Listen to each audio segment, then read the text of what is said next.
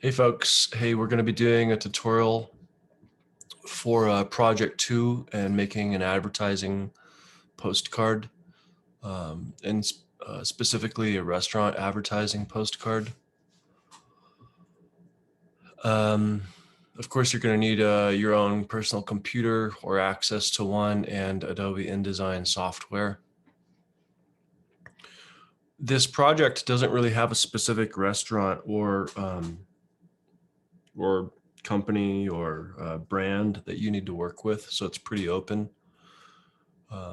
On this particular excuse me, PDF, I did include a student example, and it looks like they kind of went with an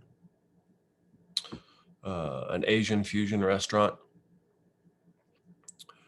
stir fry, broccoli, whatever, and then it's essentially, he wrote the copy 25% off, essentially, meaning that the postcard that's sent through the mail kind of serves as an advertising coupon to drive business at the restaurant. And this is pretty typical for things that you might expect a client to ask you to do as a graphic designer. But it's also a really good opportunity to use InDesign software to composite all of these different assets and the design that's gathered. I've got a dog barking next door, so apologies for that. So we'll try to kind of just get through this and ignore the irritated dog. So yeah, all of this copy and the address and all of this information was imagined by the student. And so I'm going to encourage you to do the same thing when you're working on your advertising postcard. Obviously, a mailer also has a front and a back, and they're typically 4 by 6 inches. So 4 inches on the left-hand side or up and down, and 6 inches from left to right. So with that being said, I'm going to fire up InDesign and just kind of get this going. Let's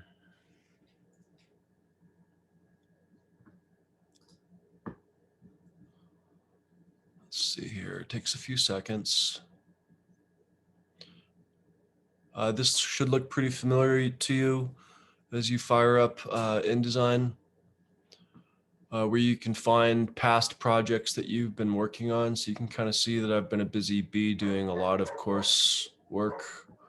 I'm going to create a new document, and I'm going to go to the print tab, and I want my document to be 4 by 6 inches. So I'm going to go over to units, and I'm going to switch over to inches, and I want it to be 6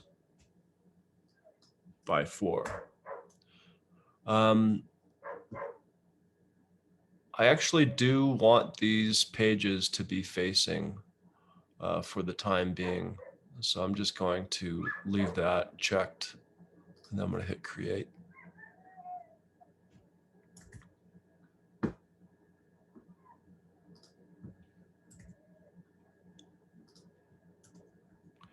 Okay, so here is the beginning to our document. I'm going to turn the grid on because I think that'll be helpful when I'm formatting information and trying to arrange all of my assets on this artboard. Also, I'm going to go ahead and go to pages right now, and I'm going to create that second page, so 1 and 2. Okay. Next thing I'm going to do is I'm going to actually go to my course projects folder. So within this archive, I can find publication design 1. I can go to project 2, and I also always try to iterate to folks that possibly their project folder should look similar to mine, where you have a course folder, and within that course folder you have a project 2 folder. Within that project 2 folder you have an InDesign file, an assets file. Like everything that you're working with regarding this project can be found here within this folder. It's also just the nature of InDesign, because InDesign needs to communicate to these assets and these files that you've downloaded and that you've modified for your project. And they need to be in a specific location where InDesign can find them and where you can find them to work on them later. And here's sort of a giveaway as far as where I'm going with this project. I'm going to make just a real simple flyer for Pizza Planet. Nothing fancy, but what I did yesterday was I just kind of did a quick Google search and found some higher quality images online. And of course, you can do that within an advanced search on Google. You can find higher quality images. So you're not working with bitmaps that are low quality and are going to essentially just make your project look unprofessional and not so great. So you gotta find those better quality images to work with. And I found this pizza truck. I wanted some general context of the restaurant, so I found this rendering. Obviously, I need a logo, and so I found this online. I thought about possibly working with this one. So, you can kind of see I've sort of collected a few things that I thought that I might need for this project. I obviously want to show what Pizza Planet is up to, so I grabbed these um, images of pizza, gooiness and pepperoni and all that fun stuff. And just more logo business, or like the little green guys that are associated with the movie and the place. Here's a different truck. I thought this truck was nice because it would be easy to edit with this clean background. So yeah, all of these things we're going to be thinking about working with as we move through this project. But the other thing I wanted to show you really quickly, I also made a sketch. And I think obviously this is what I hope students are always going to start with, just a simple sketch with multiple iterations, A, B, and oops, I forgot to put the C down here. That's okay. But yeah, I mean, I'm not going to make it too complicated. I want a little spot for the address and the stamp on the right-hand side of the back of the postcard, and maybe some imagery of the pizza, or a composite of all the different images of the pizza. And then on the front, some sort of schematic arrangement so that I can have an idea of how I want to proceed. And this is always helpful in design. I think the most helpful thing that this does is it solves the design problem quickly and efficiently. Instead of you doing a lot of the work on the screen and kind of going back and forth, if you do a sketch like this and you have an idea of where you want to get going, you can modify your assets and then composite them really, really quickly with the software. So I'd always suggest that folks start with a sketch. And obviously this isn't the end all be all. You might end up modifying these sketches as you work as well, and that's perfectly fine. That's just design process. That's what makes it fun. So let's go ahead and get started. And the first thing I'm going to do is I think I'm going to work with this scheme right here. Okay. So the first thing I'm going to do, and this is just sort of out of habit, and I would suggest that you guys do this as well. I like to create a diagram before I even get started. And what I do is I will put that on a specific layer even. So I'm going to name this layer diagram. I'm going to remove the stroke, and then I'm going to add, I usually go with just cyan and magenta for the colors. And you can kind of see as I'm moving it around, it's not snapping to the document itself. I can change that. I can come up here to view, guides and grids, snap to document grid. So now you can kind of see when I'm moving it around, it's going to talk to that grid back there. The grid is really important for solving those problems quickly as well. Instead of, just the statement I always make to students is consider the grid sort of your co-pilot or design partner. And you can kind of see I'm copying, pasting these guys, just dropping them in. Now I'm going to select these two, make these that magenta, and that's just kind of helped me along my path. Because I think I might want to put some text moving from left to right. And so that's why I'm creating that business. but really I need to create another diagrammatic layer, I think. And I'm just kind of moving intuitively.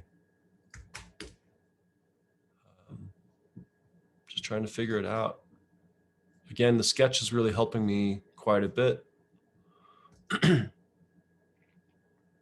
Okay, so I'm going to copy a couple of these guys. I'm going to move them to this other layer, and I'm going to make this layer, I locked it down. I'm going to make that layer disappear for a second so I can focus on this layer. So the next thing I'm going to do is, let's go back and take a look here.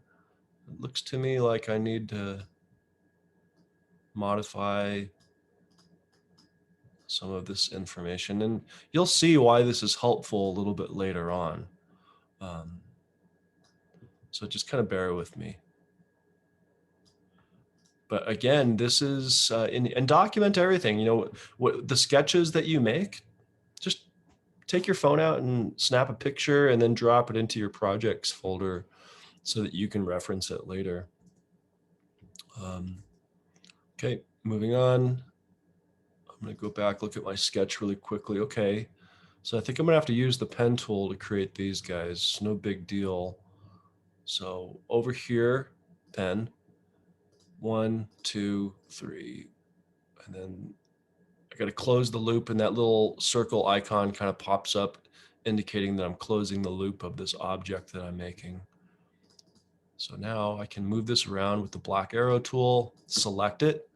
Actually, I don't want it to have a stroke, so I'm going to come over here and say none. I do want it to have a fill. I'm going to give it a different fill color just for fun.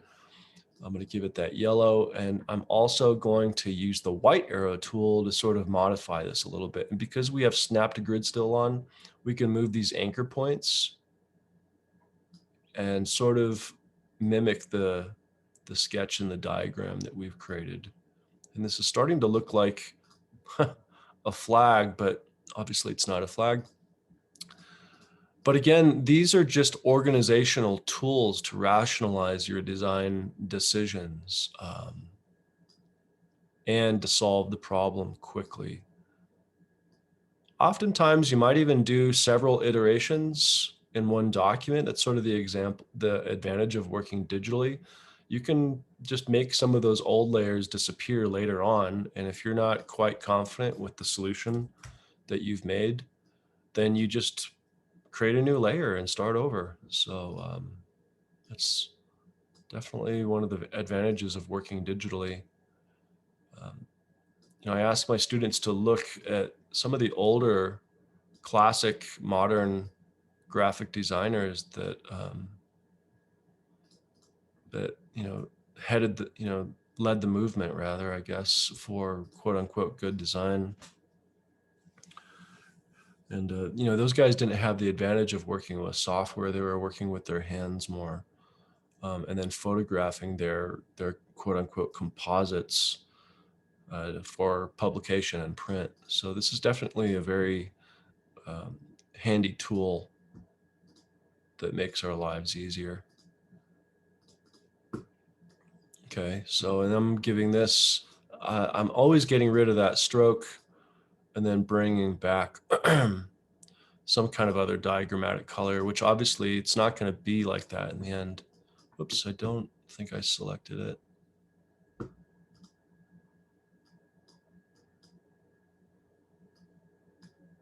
It's odd that it's not. Here we go. I got it now. Sometimes this software is a little bit finicky. You kind of have to learn to work with the software. And by the way, not all this software, in my mind, kind of works verbatim. Like, for example, there's overlap between InDesign and Adobe Illustrator as far as the vector tools and creating vector objects. But Illustrator is much more articulate with creating objects compared to InDesign, in my opinion. But you'll figure that out as you familiarize yourself with the software.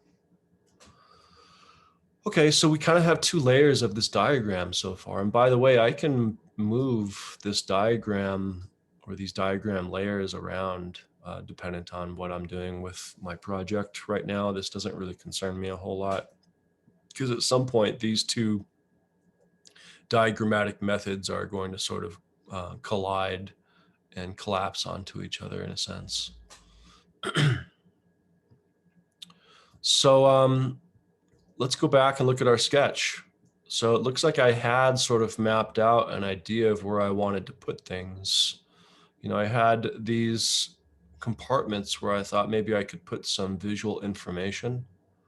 And for some reason, I wanted the logo up in the top left corner so that it's visible. And also, you know, the way that folks read things is sort of in a Z pattern. So boom, boom, boom. If you guys can see my mouse there kind of moving around.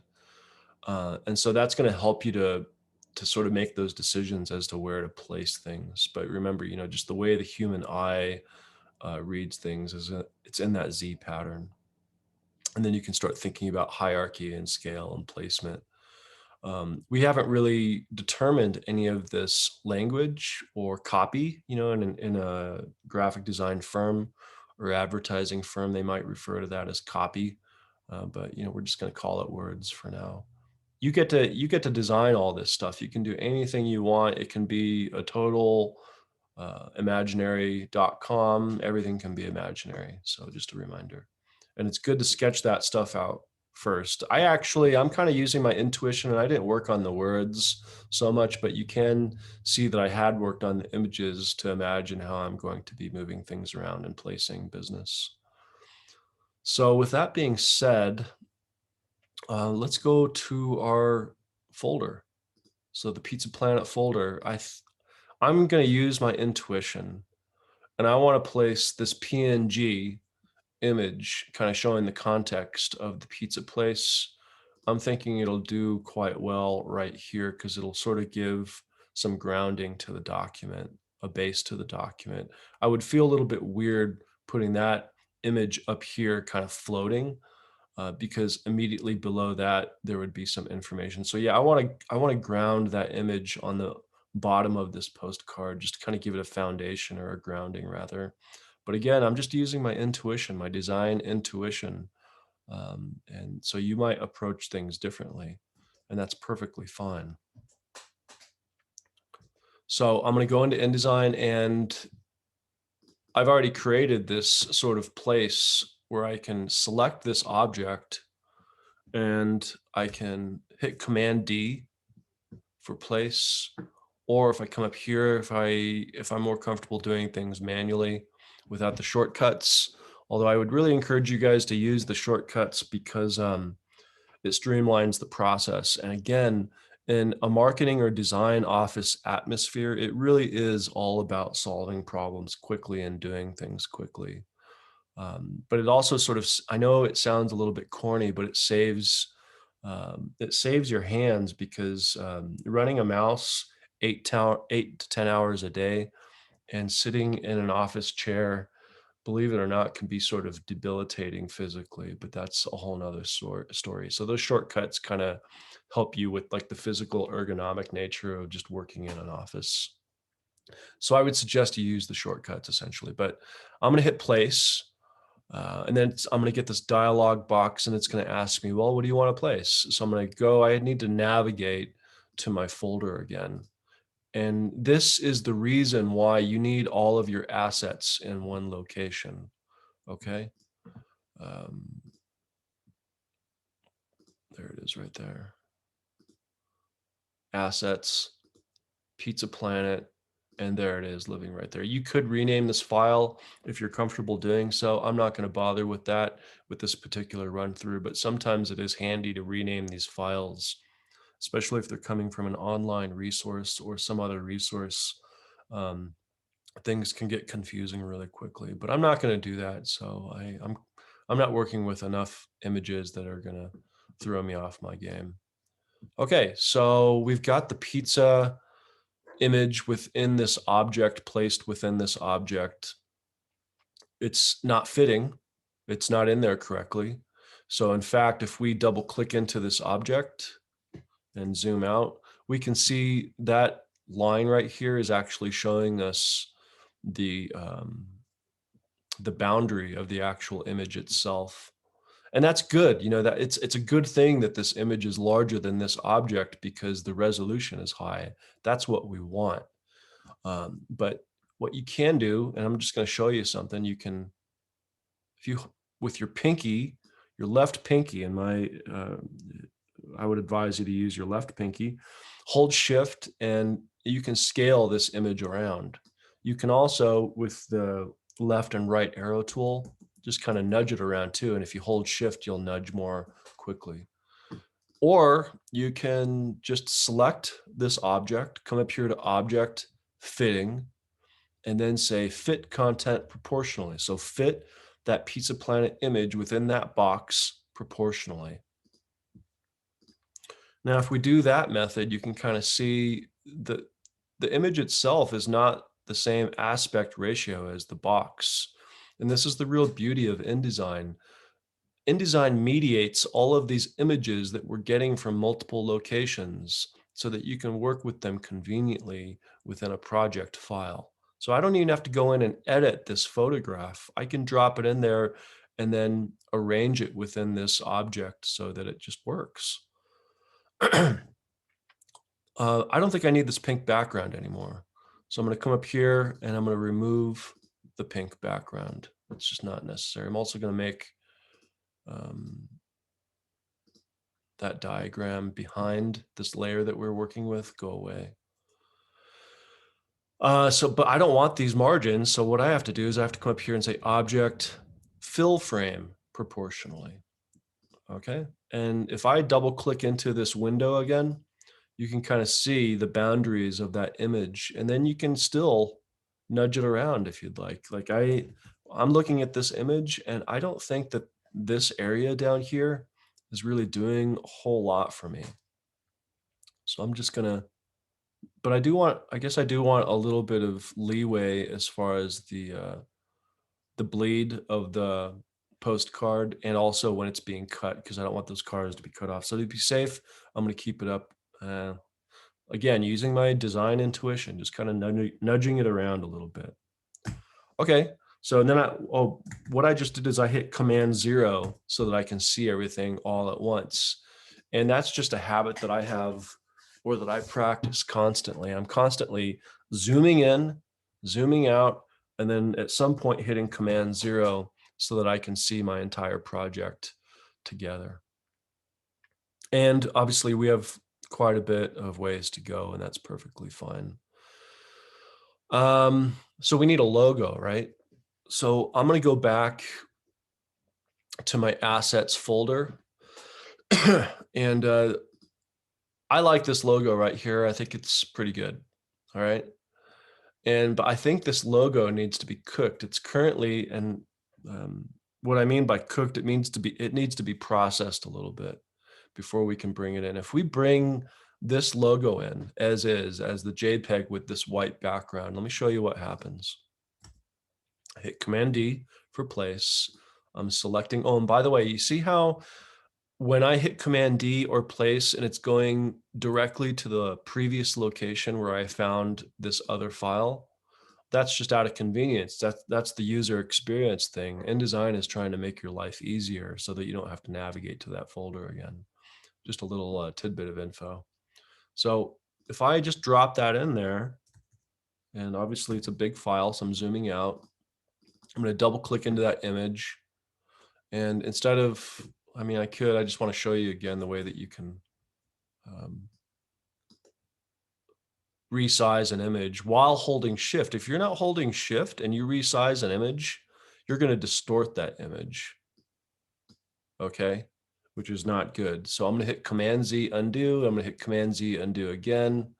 And what I'm going to do is I'm going to say object fitting fill frame fit proportionally, because I just want to show you. I don't think this is what I want, because I want to keep this white background, but I actually want to get rid of this information surrounding this graphic that we found online. So I'm going to have to cook this graphic a bit in Photoshop. Before I do that, I'm going to hit Command S and I'm going to save. And I'm going to save it, mine just as example. You can save yours as whatever. That's up to you. But again, I do want to save it in the project folder location. I can't just save it anywhere. That's craziness. All right. I have to save it in the project folder location. Publication design 1, project 2, and what I'm going to do is I'm going to save it in the Pizza Planet folder. Okay. Usually I might keep it out here. And in fact, you can see these other InDesign files that I'm working with. Um, those are essentially the project PDF that I created to describe this project I made in InDesign. Just so you know. But yeah, actually, I've changed my mind. I'm not going to put it in because you should keep your assets in a specific folder. And usually I keep my parent files or cooked files in a layer above, if that makes sense. So, but that's just my way of doing it. Whoops, I popped out of there. Courses, publication design 1, project 2, and I'm going to put it on the top layer next to these other guys. So example 1. So now it's saved and we can constantly hit Command S so that we don't lose information. And by the way, occasionally InDesign does crash. It will crash and hopefully you won't lose work or time or information, but just to warn you, it does occasionally happen. If you lose your files, well, that's a lesson in life and also an important lesson as a graphic designer to back your files up and to keep them well organized. By the way, I wanted to talk about this little icon right here. This icon is indicating that this InDesign file is able to find these files within your project folder. So they are quote unquote linked. It's important that they are linked because when you export your project file, that means that the files that are linked will be able to they will be able to get compressed appropriately to spit out the image that you want at the resolution that you want, if that makes sense. But we'll talk about that a little bit later. But yeah, that little icon is happy right now, and that's good. We don't need to modify this image. We do need to modify the Pizza Planet image. So I'm going to go into my Finder folder. Here it is. And what I'm going to do is I'm going to right click, open with, and I'm going to use some Photoshop.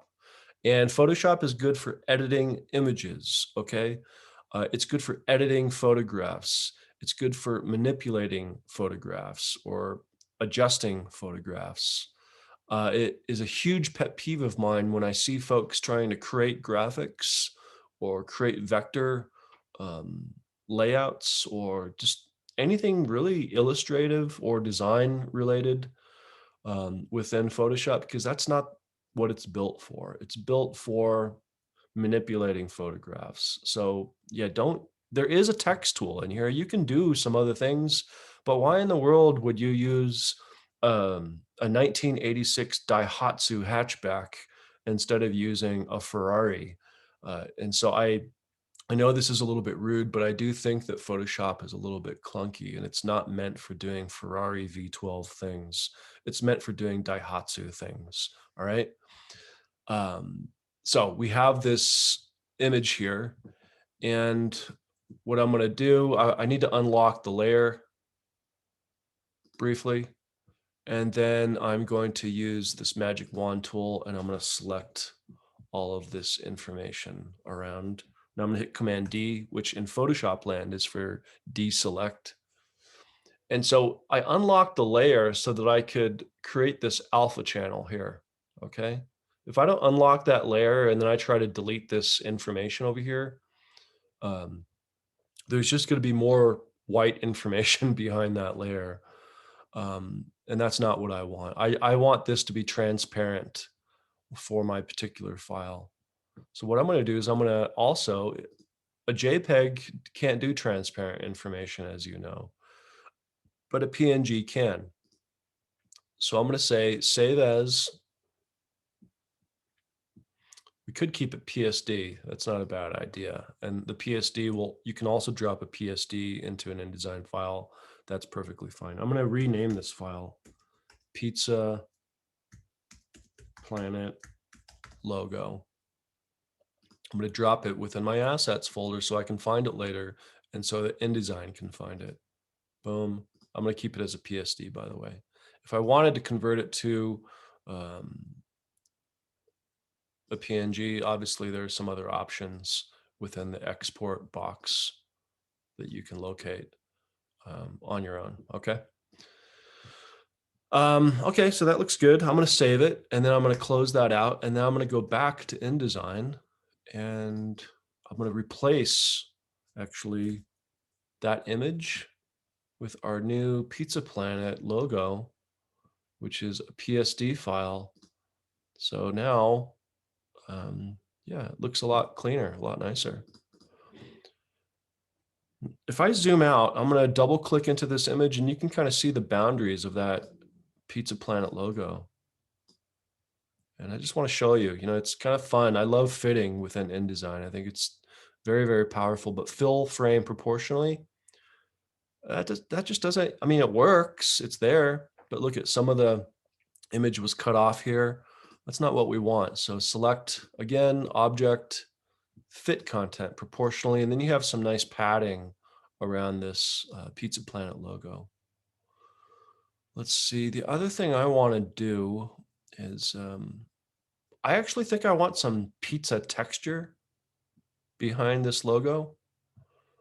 Okay, and so actually I don't know if I got enough pizza texture images. So I'm going to go into, whoops, I was watching I like watching old Academy Awards episodes. So you guys caught me. It's a guilty pleasure of mine. That one is the 1989 Academy Awards.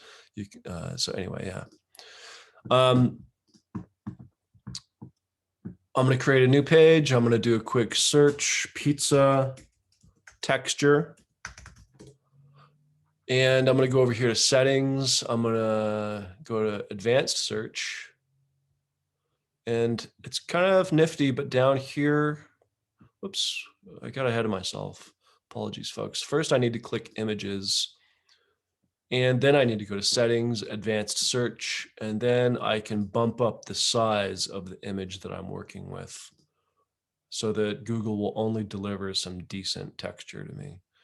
And I think I'm gonna, like, in a way, like this, I like this one right here, because I don't know, I'm kind of looking for something that reminds me of a galaxy. Like this is way too pizza-like, but in a way, this kind of could resemble a strange pizza galaxy background. And I can't use that one because look, it's got the iStock thing.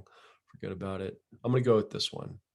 Okay, so I'm gonna right click, save image as, and I'm gonna drop this and look at pizza texture, JPEG, boom, fine, happy. I think that image might need to be cooked as well. Okay, so I'm gonna right click, open with Photoshop, and because I need to get rid of this stuff down here. I don't know what's going on there. I'm gonna hit C for crop. I had the default square. I love the default square. I don't really need that right now though. So I can hit clear, right? And then I don't need it to be exact. But yeah, Photoshop does like to sort of just click to those boundaries though automatically. So anyway, yeah, crop out the stuff we don't need, hit save. I like maximum quality for the time being. Okay, now let's go back to InDesign. And first of all, I need to get rid of this background because you can kind of see the diagrammatic background is still living within this object. We don't need it anymore. Let's get rid of it. But we do need to create another layer for pizza texture. Oops.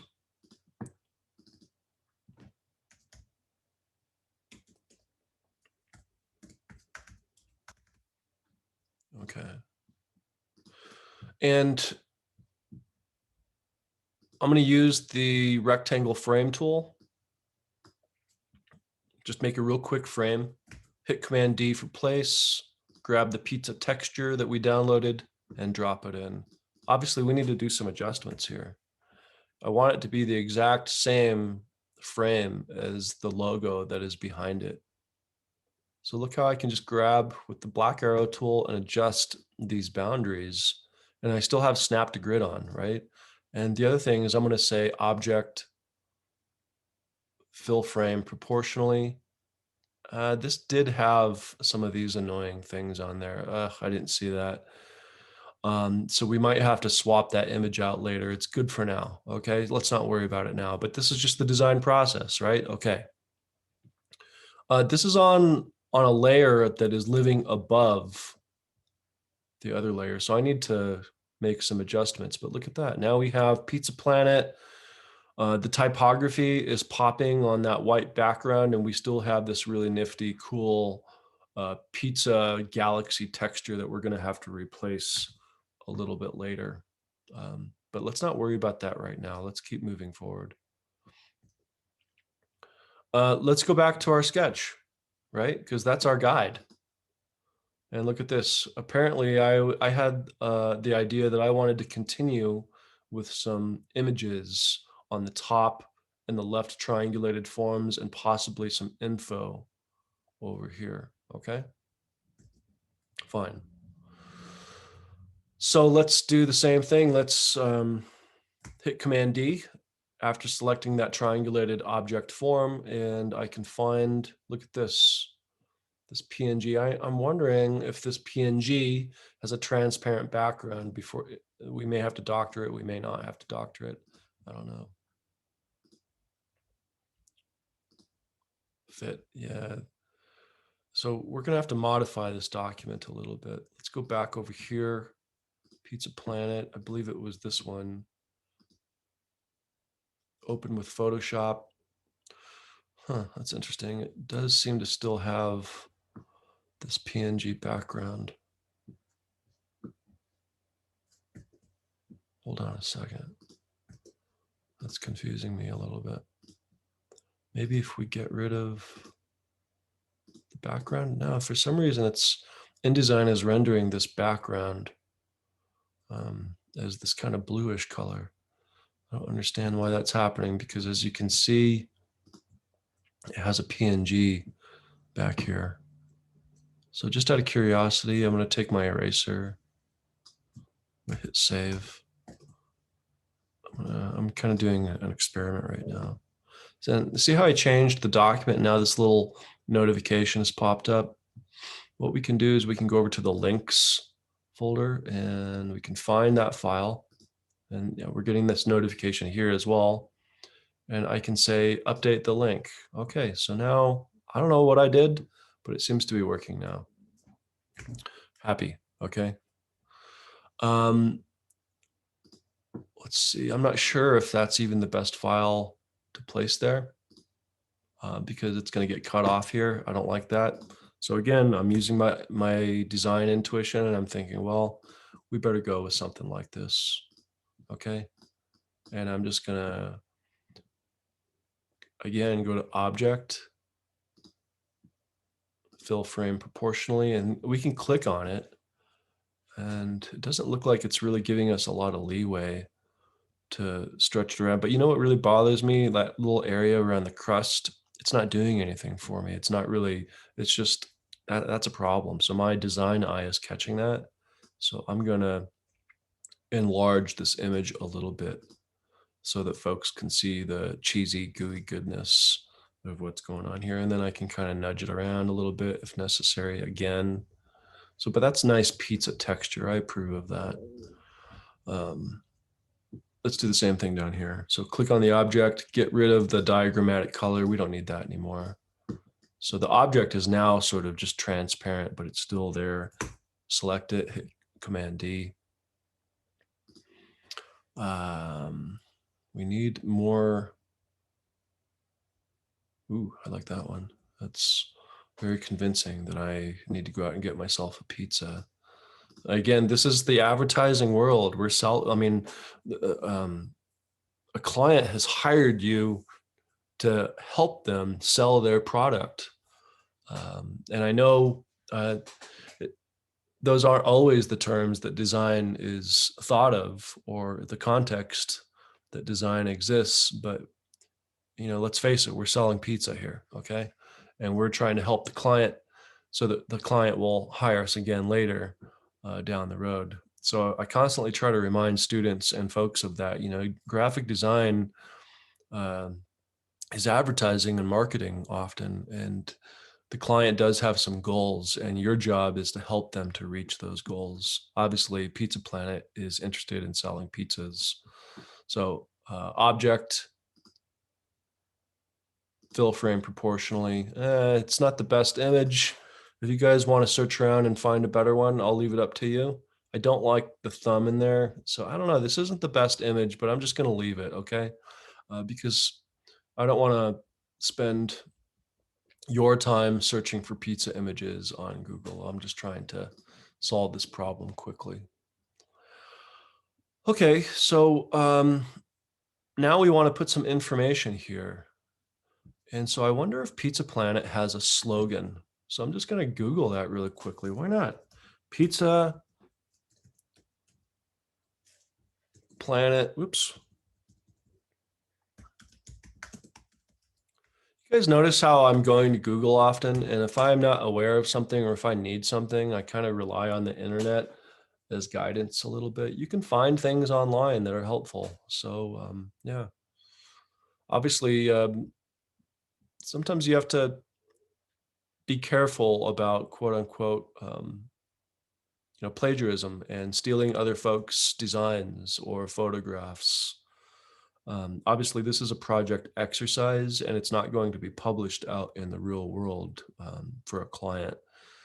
So use your discretion and just be mindful that you wouldn't want your designs or your photographs, quote unquote, stolen and then used for profit. But again, this is just an exercise for a class, so I don't mind going online and grabbing images. But yeah, use your best judgment down the road. And so let's see if we can find a really good slogan here. Alien slogan T-shirt. I don't know what is this. There's something. Mission control for fuel and fun. Sold.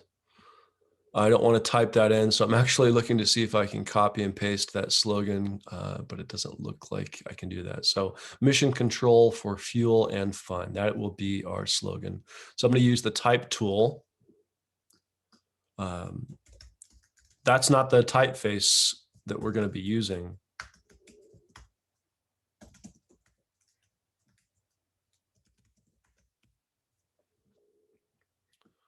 And we can arrange this type tool box to kind of fit within this triangulated form, right? I also think that we should align that text to the right-hand side, and we can do that up here, right? Align right. And I don't know if you guys caught that, but there's two different, dependent on the tool, this area changes a little bit dependent on the tool that you have selected. So keep in mind, as you experience InDesign, you'll get used to it, okay? So I had to click back up here to find this align right. And I also think that I'm not interested in using Minion Pro.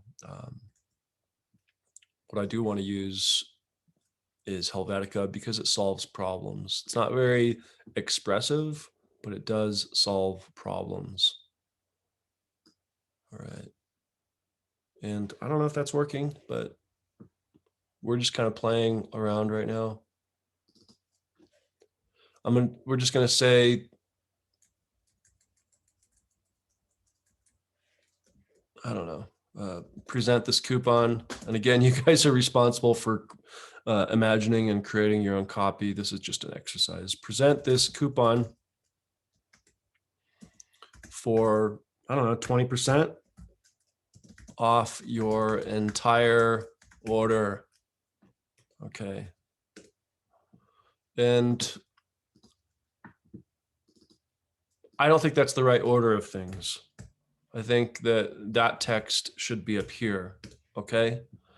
And I also think the scale is wrong. I think this should be a little bit larger. And I also don't want this hyphenation. So I can actually select all of that text. And by the way, if I'm not in this text box, it's just an object that I can move around. I have to dive into that object with the black arrow tool so that I can manipulate and select and edit the text. And so I can select a little bit of text, hit Command A for select all. And then again, I need to come up here and find the hyphenation button, which is not by default on the first window. So I got to go to the second window, and there it is right here. I can turn off hyphenation. All right. Hyphenation, I'm not a huge fan of, but yeah, I'll leave. Again, a lot of this is personal preference. So I actually want mission control to be in all caps.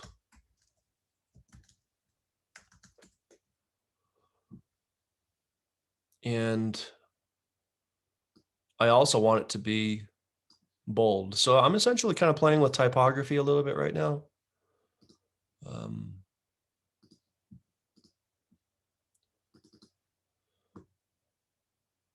And I just wanted to mention, I don't think I would want mission, like this sort of word that really isn't doing a whole lot. Obviously it's functional, but it's really not doing a lot. Like mission control, I want to be bold and I want it to be front and center, but I don't want for or and to be front and center. So you can kind of play with how folks are viewing your typography and words. And there's also a hierarchy to how things are operating right now. So A, B, and C. And so I'm going to use bold, regular, and down here, I'm going to use italics. But actually, I do have an issue. I'm using so much text that the text is not fitting within this quote unquote text object box, which is why I'm getting this little red arrow, or excuse me, not arrow, but plus sign. So I need to either expand, right? And possibly play with text sizing. So that's 18. That does not need to be 18. So I'm going to bump that down to 14. Look at that. That's much better. And so that's 18, 14, and 12. So again, creating hierarchy in how words are interpreted and read on any kind of publications document is very important. Granted, this is a tutorial and I'm kind of moving through things a little bit more quickly, but sometimes you can spend quite a bit of time on the details within these publications documents, which I fully support and endorse. Even if you're just sitting there staring at your screen for 15 minutes, that's fine as long as you have a cup of coffee in front of you. I would also advise you, in a normal semester where we are all in the classroom together, I would say, why don't you ask the person to the left or right of you what they think? Because once you've been looking at a document for way too long, you sort of become immune to glaring issues or problems. And if you ask a colleague, and again, this is training for asking for help in an office as well. Asking for help will solve the problem more quickly. You need the help of these folks. They're there to assist. I think something really interesting and nice is happening right now also. See how this imaginary line is kind of running through here and it's sort of bisecting this language. I think that's a good compositional and aesthetic happenstance that is occurring. So I like that. This though, I want this to be Helvetica light. Okay, to sort of complete our mission for having typography that is scaled with hierarchy. Okay. Pizza Planet, the logo is there. Obviously, people know what business this is. And don't assume that folks know all this stuff. Sometimes they just don't know. So yeah, like people need to know what business you're talking about. And obviously their business is pizza. We're showing that with images.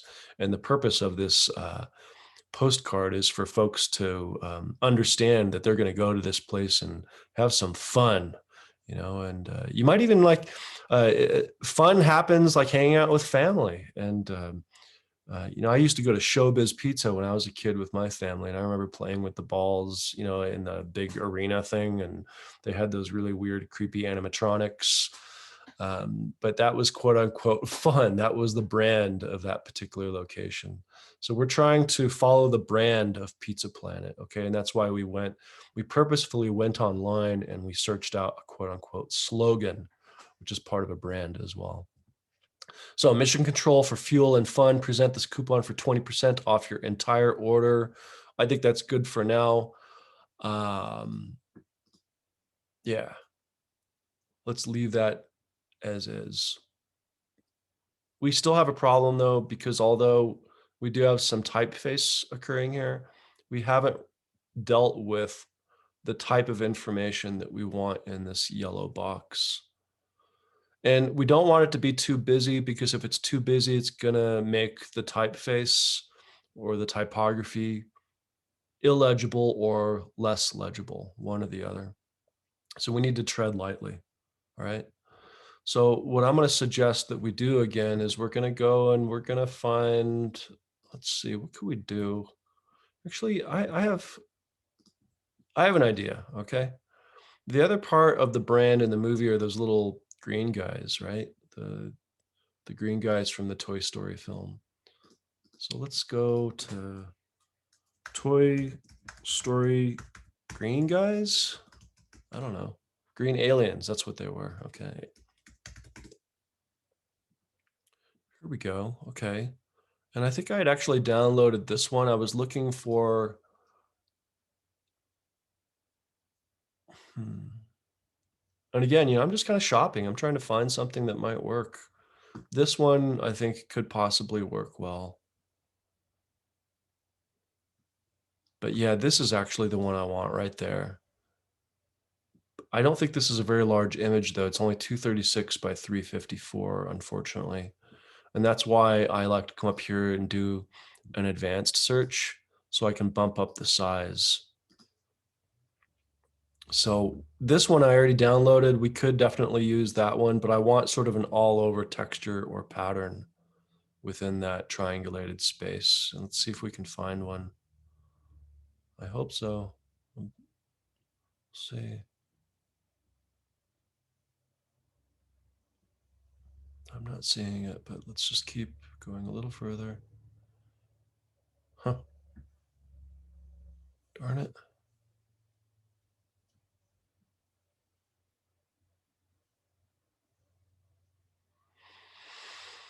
Okay, so let's stick with the original plan with this guy right here, okay? I think that'll have to work. And what we'll have to do is sort of enlarge it and play with it within that space.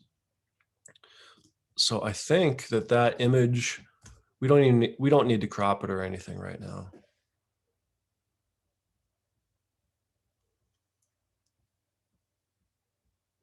Okay, where is it? There it is.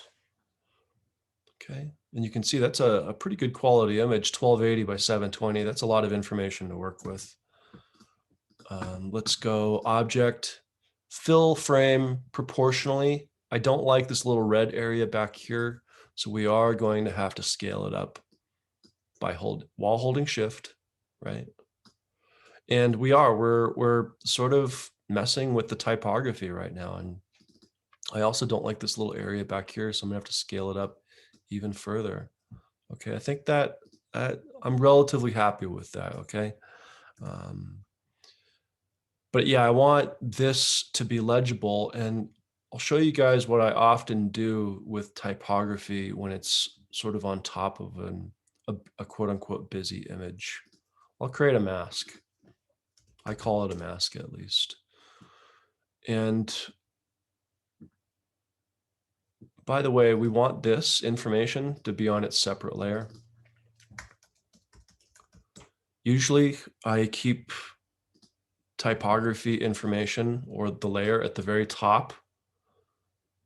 And I didn't create this object on the typography layer, but I can move it to that layer very easily. See this little red diagrammatic icon that's kind of turning on and off. So it turned off because I don't have it selected. Turn it on, boom, there it is. I can actually grab and just move it to a different layer and see how this color changed as well. Okay, so that is a pretty handy thing to be able to do. Next thing I'm going to do is I'm going to create a simple mask. Okay, And I want this fill to just be paper, white. I'm gonna move this. I think that works. It's not on center though. That's gonna drive me crazy. So I need to move it one more. I think that'll have to do. And, you know, design is kind of like an OCD exercise. And so you're constantly finding ways to sort of keep your OCD happy or in a happy place. Obviously I'm obscuring the aliens, but if I come up here, look at, I'm going to select the object and then I can manipulate the opacity and change it to like 50% or 75%, dependent on what you're comfortable with. Now look at, this is overhanging on the side, but guess what? When we export, this is not going to follow along. This will be cropped. So that's perfectly fine. Okay, now let's talk about the power of layers a little bit. So looks like a lot of our information is living on this layer. And this information, yeah, we're gonna have to do a little bit of moving things around. This has to be on a different layer. So I'm gonna create another layer and just call it alien, right? I'm gonna grab this information, and put it on that layer. And that definitely needs to live below the mask, okay? And the typography and the mask need to live above the green aliens, and we're kind of doing that with our order here.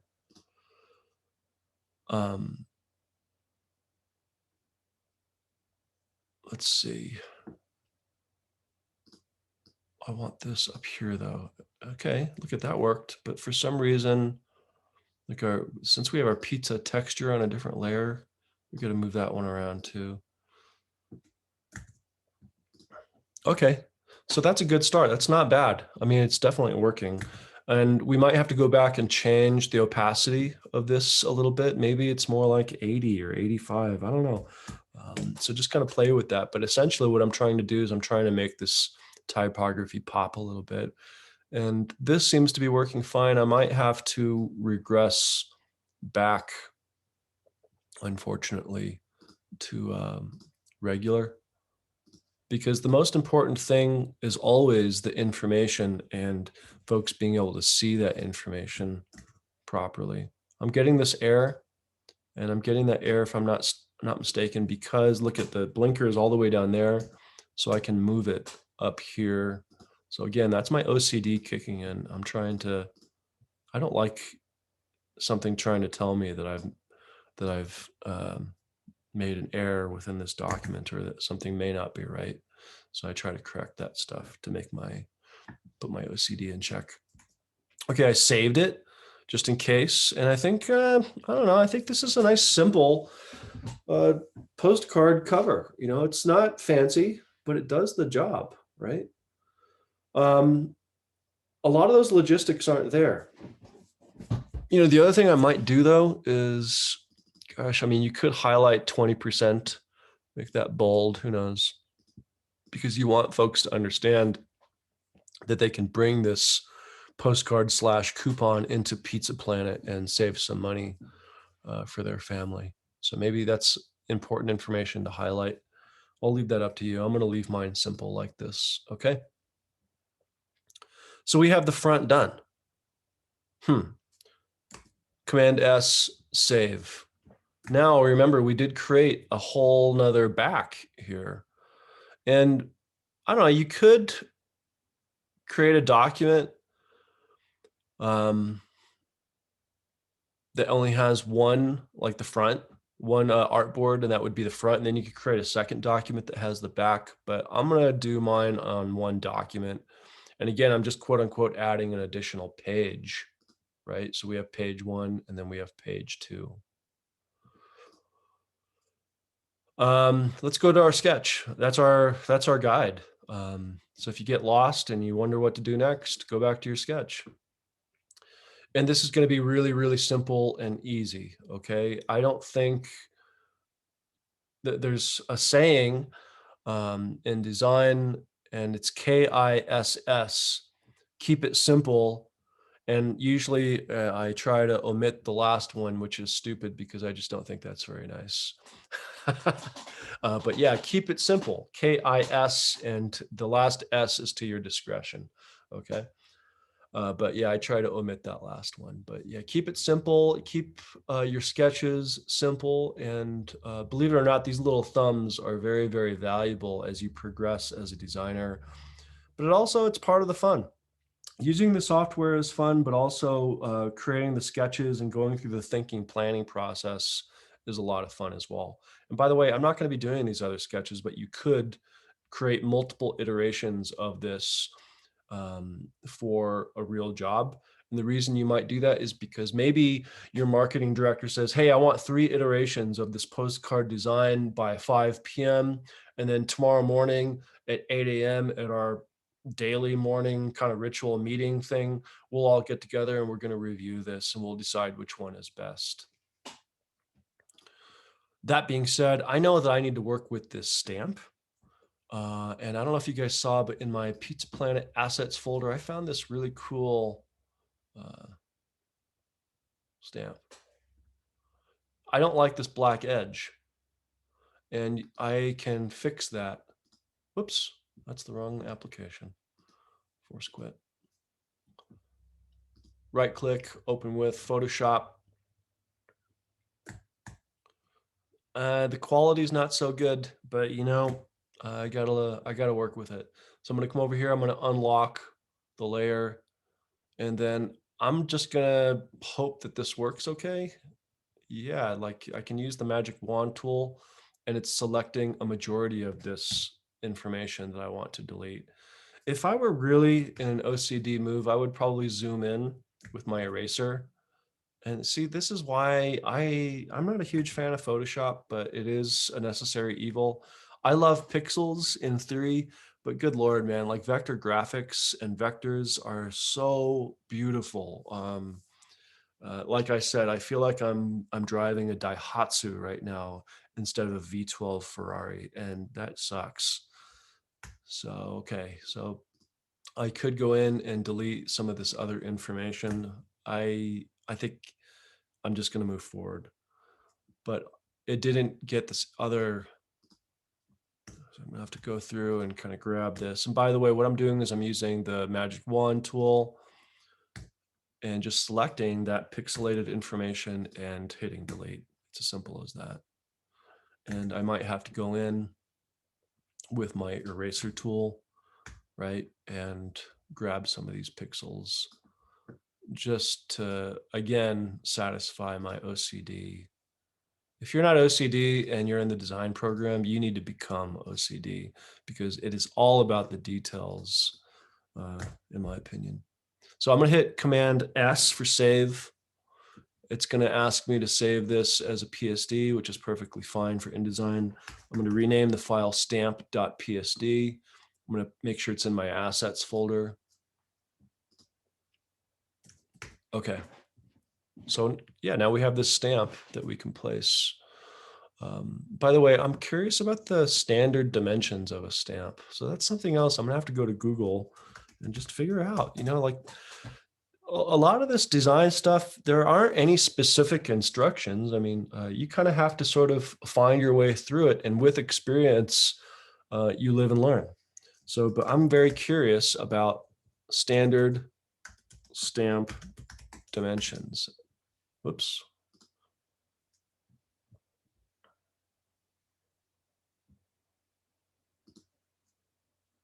Look at this. That's kind of handy, nerdy information. 87 by 0.979, huh? So I'm just going to, obviously that's absurd, those numbers. And we need to have a little bit of breathing space anyway. So I think it would be better if we created a rectangular object and watch this. I can drag to create that square. I'm gonna hit undo. Or I can just click And then we could go into those detailed numbers, but I just philosophically, I just don't believe in that. Okay, guys. So 1 inch square is going to do the job. And then I want it to rest in the top right-hand corner with a little bit of padding, right? Some consistent padding. I love padding, by the way, and I love the grid. You guys should learn to love the grid. I obviously don't want it to have this diagrammatic green fill. And by the way, if you look up here, okay, CMYK, right? Those are those are the four holy grail colors for printing a document. And look at this, RGB, red, green, blue. So if we're exporting this document for a screen, right? Those are two different color spaces, and InDesign is very well aware of that. So those are the default colors that you're going to see on your color swatch guy up here. I use them diagrammatically all the time. So that's just a little side note. So I'm selecting this. I don't need the fill, getting rid of it. I do actually want it to have a stroke. So I'm going to return to giving this guy a black outline, select it, and I can bump up that outline a little bit, right? And now I have a place for my stamp.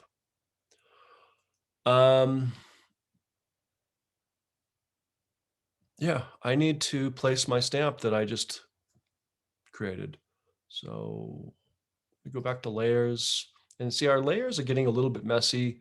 I would encourage you guys to keep your layers more organized and, be well aware of naming them and so forth. I'm not going to create a new layer for just a stamp. Okay.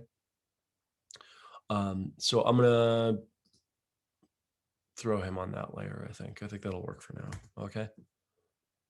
Stamp.psd, and look at now it's been cropped and it looks a little bit more clean. Obviously, it's a relatively large file, although we couldn't tell when we were looking at it in Photoshop. It didn't look quite as pretty.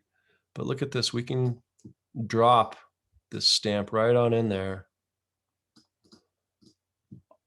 Object, again, our old friend, fit content proportionally. I think this outline is a little bit too intense, so I'm going to bump it back. That's enough, right? And if we go back to our sketch, let's see, it looks to me like I just created an X. And so that's sort of a very obscure, unknown move. But really what it indicates is that content will go there. And I did that with the little the stamp space as well, because I knew I wanted to put a stamp there. You know what I want to do? I think we sort of forgot about this other diagram a little bit. What a shame. I'm going to borrow this diagram and just kind of move it down here. Right? And again, Snap to Grid is on. Sometimes InDesign is a little bit finicky. But look, I'm gonna select all of them. Okay, and I'm gonna bring back all of this information. So let's say if we zoom out, we can kind of see that our front is still looking pretty good. It's acceptable.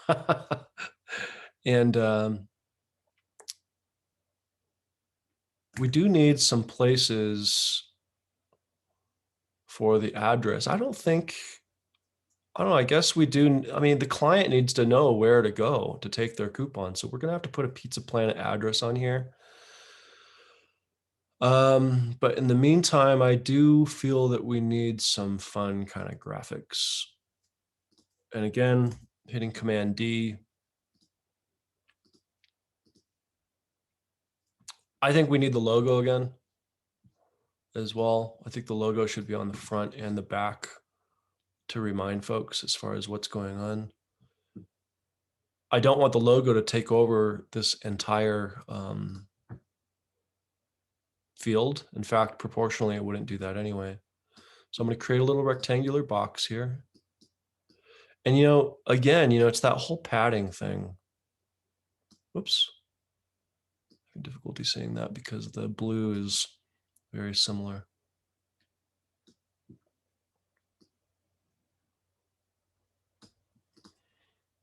So you see how the mid mark here, I'm gonna nudge. I had to zoom in so I could see properly.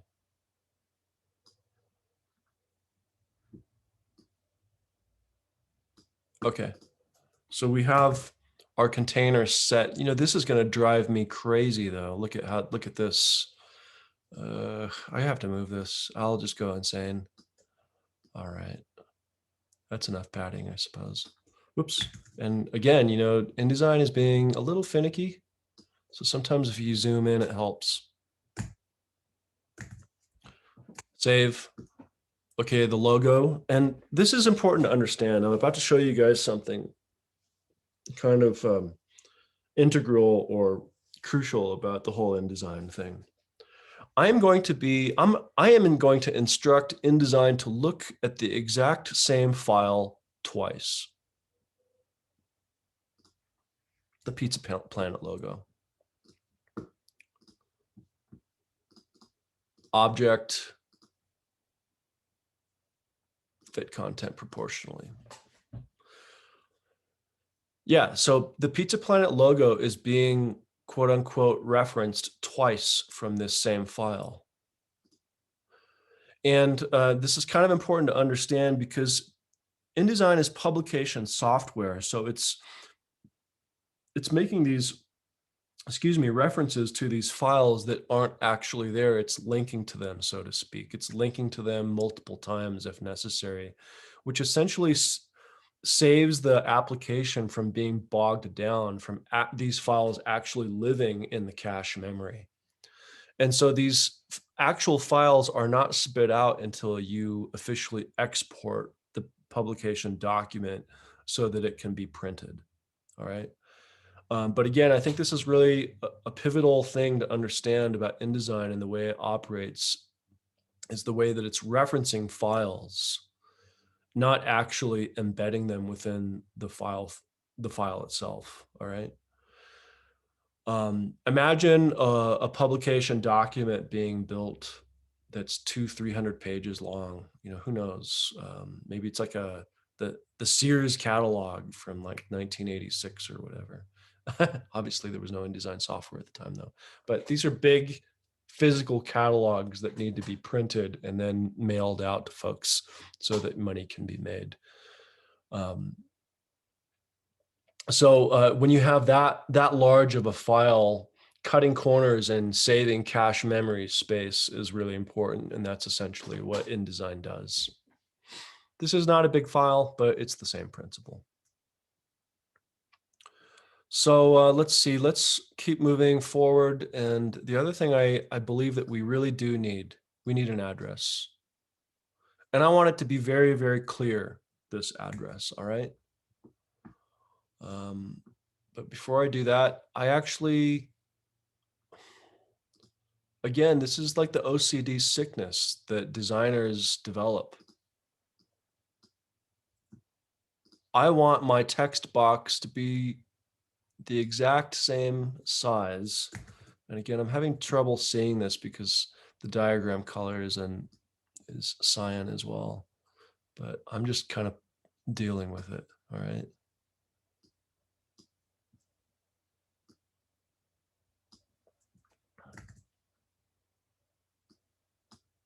All right, look at that.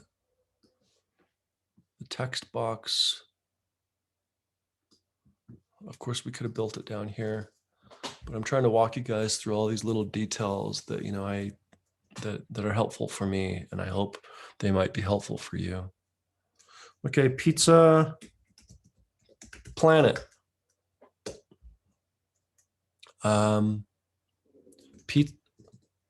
Pizza Pie Boulevard. I don't know what is no, let's do cheese bites. Cheese, just Boulevard. Again, we're just having fun here. And by the way, it needs an address. 1, 2, 3, 4. Whoops. And I don't know if you guys are familiar with the movie Wayne's World, but Aurora, Illinois. 1, 2, 3, 4, 5. Okay, let's zoom out and see how it looks in context. We don't want that text to be too small. The other weird thing that's happening is, look, because we don't have enough text, there's this empty space here. So I might suggest that we do this, because I really want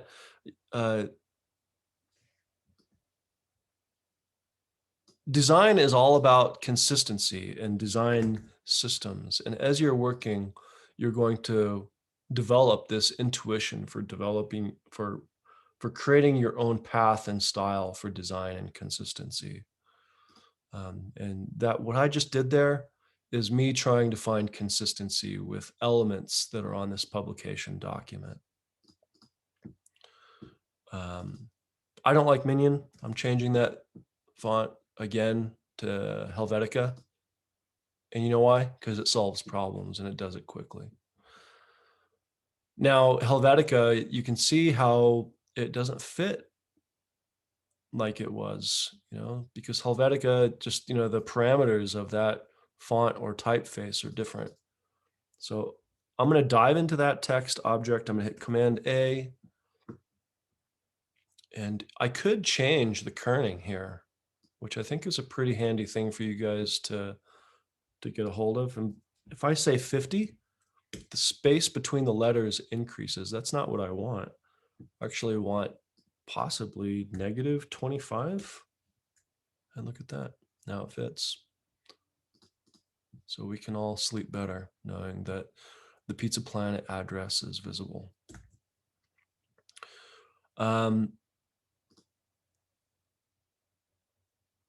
I'm going to have to create another mask, I think, as well here in a second. I'm not quite ready to do that. And that whole keep it simple strategy, I'm going to keep it simple with just some very minimal lines where the address can be placed.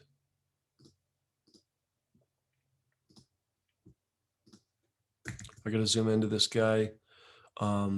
One thing I've noticed about InDesign, look, you can bump up the object in that nature, but if you're really OCD like me, you want it on center. You can do that by zooming in and then zooming out. And look at this. This is driving me crazy. The way that this is overlapping, that's a negative. I cannot have that in my house. Okay. So I do want some padding though. Let's zoom out and see how that looks, how it feels. Oftentimes it is kind of about how things feel, all right? But you know what? After I zoomed out, I realized I think that's going to work better that way. And I just want a few lines. I'm going to zoom in again. Get it on center. I'm going to copy and paste. Zoom out again. What do you think? Let's see. 1, 2, 3, 4. We're going to use that format to create. So we have a primary address, a secondary address.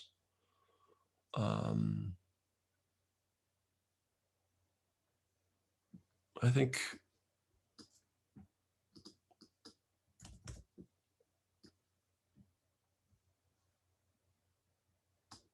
we're going to need actually 4 of these. Whoops. Copy.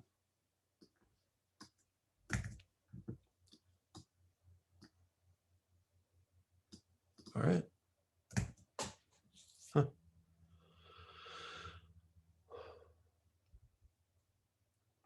I think it's feeling okay. We still are obviously not done though. I think this needs to be bold also, by the way. Again, it's my intuition trying to create hierarchy with typography. But this address needs to be there because folks need to know exactly where to go, okay? This are obviously the lines for all the multiple users that these are going to be sent out to. The logo is part of the branding. the stamp fits over here. So we want this thing to quote unquote work in the real world. And so design often has to adapt to circumstances that are already out there, which is, for example, why we researched the dimension of a standard stamp, or why postcards are always 4 by 6 inches, generally speaking. So that kind of information is just handy to kind of keep track of in your design head, all right? I'm going to leave this blank. I want it to be very clear. I want that information to be clear, okay? And that's the primary purpose and function of all design. And I say this a lot: form follows function. The function is primary. The form is secondary. So folks knowing where Pizza Planet is, or knowing what the deal is, or the coupon, that's primary. This is formal business. Obviously, it's a balance, always a balance between those two things. But the primary is always the information and the logistics as to how design works for the client, okay? I want to move through this really quickly. So now, I think the other thing that's important to design is wayfinding. And I did find,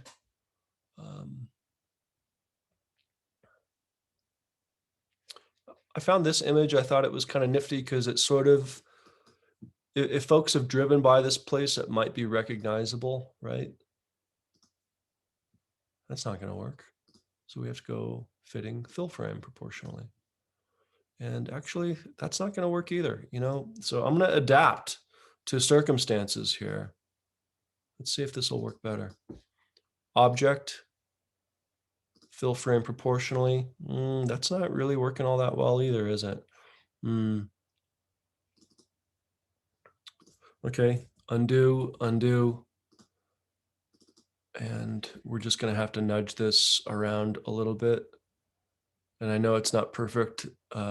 We could probably go online and find a better photo, but let's not do that for the time being. I am really into this Toy Story truck. And see what I did? I just duplicated that object, and I'm going to put it right next door. Again, it's kind of difficult to see with those two blues on top of each other.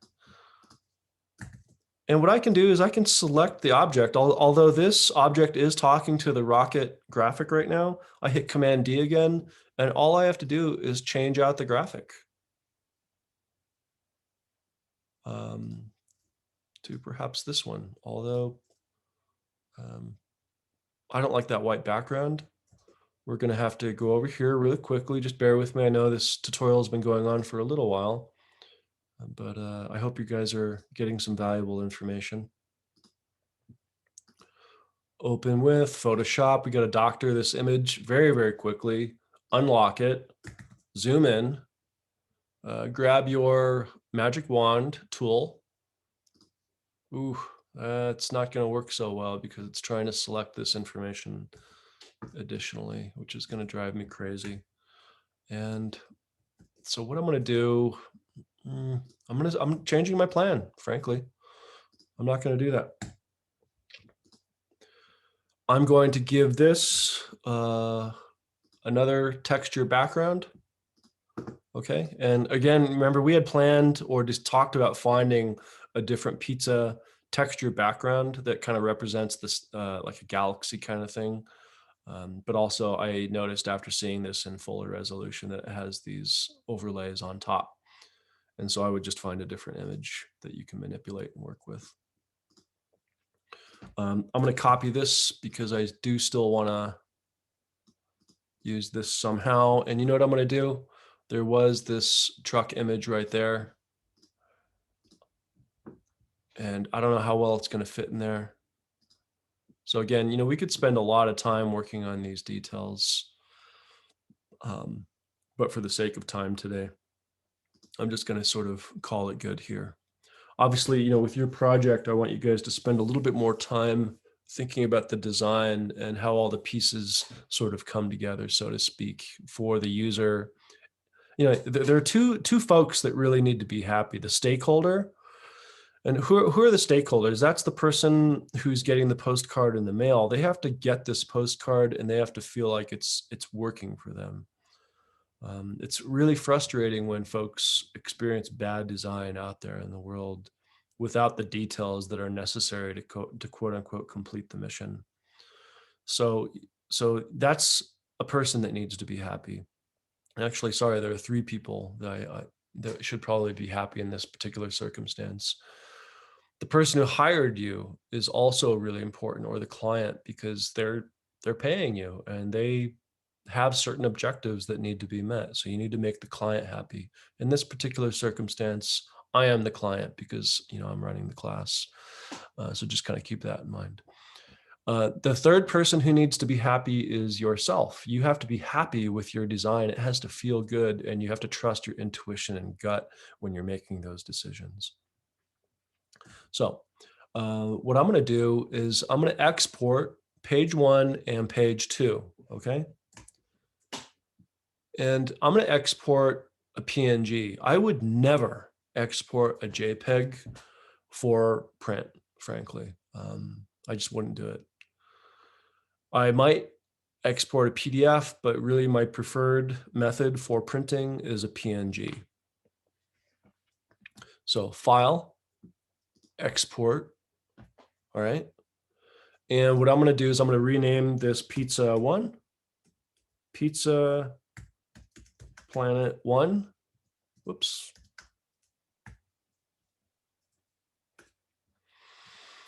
I'm going to change this format down here to PNG. I'm going to put it in my assets folder under Pizza Planet. Okay.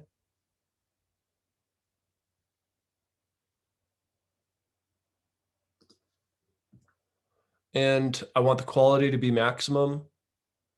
I want the resolution to be 300 because that's minimum for print quality. I also, right now, I think it's because of the type of files that we've dropped in here that are coming from a computer screen, which is RGB. It's not giving us the option to export as CMYK, okay? So it'll have to be RGB. And we don't want all the pages to be exported. I want one page at a time. So I'm just going to say page 1. All right. Export.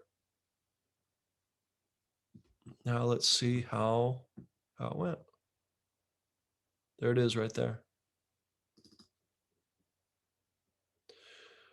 And so you can kind of see InDesign mediates all the different qualities of images that you've composited together and sort of spits something out. Okay. Again, I with more time, I probably would have gone back and been more particular about some of these images and the way that they're arranged within the frame. So I encourage you guys to do that. But we still need to export page 2, right? Export PNG. I want to inherit this, but I just want to call it Pizza Planet 2. Export. I need to change this page to page 2, maximum 300, hit export.